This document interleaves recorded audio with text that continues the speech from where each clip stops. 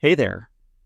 Today, we're going to look at how to download free games on PS4, so let's get started. First, make sure you have a working internet connection and a PlayStation Network account. From the home menu, scroll over and open the PlayStation Store. Once it loads, go to the left sidebar and select Games. Scroll down and choose Free. This will show you some of the most popular free games. Next, scroll to the right and select All Free-to-Play Games. This section includes a variety of free games. To narrow down the list, select Add Filter, then choose Full Game under Type. After that, go to the top right corner and choose Sort, then select Most Downloaded. This helps you see the most popular full games that are free. Now, pick a game you want to download. For example, let's select Multiversus.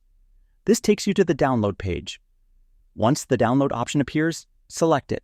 After a few seconds, it will say Added to Downloads, and the game will begin downloading to your console. And that wraps it up. Appreciate you watching. See you in the next one.